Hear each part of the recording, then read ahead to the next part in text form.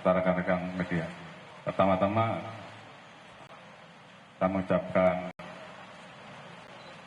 turut berduka cita sedalam-dalamnya atas peristiwa yang terjadi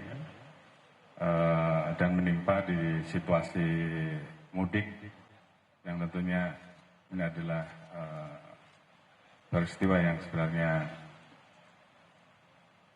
tidak kita inginkan, namun demikian ini menjadi satu musibah dan menjadi bahan evaluasi.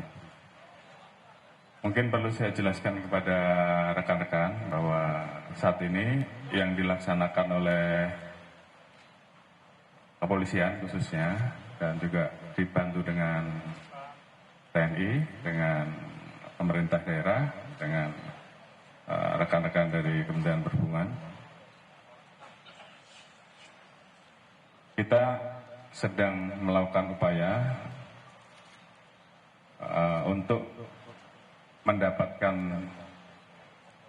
ciri-ciri dari korban yang meninggal karena memang kondisi lukanya cukup berat sehingga tentunya perlu dilakukan langkah-langkah postmortem, dan dari 12 jenazah terdiri dari 7 laki-laki dan 5 wanita saat ini semuanya sedang dalam proses postmortem untuk mengambil jaringan tubuh, kemudian juga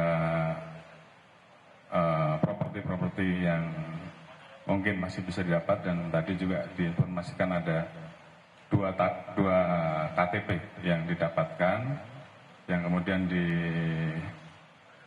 dikenali identitas dan itu sudah kita hubungi pihak keluarga.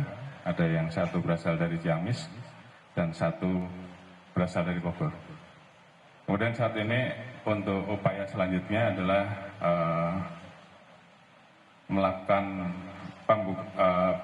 pemberian pelayanan terkait dengan proses antemortem, yaitu pengambilan jenazah yang nanti akan diambil oleh keluarga. Namun demikian sebelumnya kita harus melakukan pengecekan terkait dengan DNA ataupun juga mengecek dari hasil properti yang ada sehingga kemudian nanti pada saat match bisa kita serahkan kepada keluarga korban.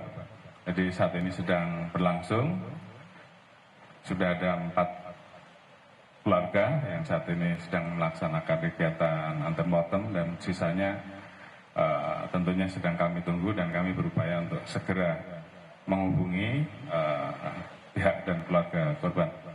Mungkin sementara itu yang bisa kita sampaikan.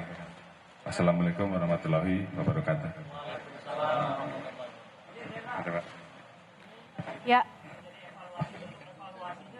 Ya, Saudara, baru saja kita dengarkan pernyataan dari Kapolri Jenderal Listio Sigit Prabowo terkait dengan kecelakaan yang menewaskan 12 orang di kilometer 58 Tol Japek. Dari Kementerian Perhubungan,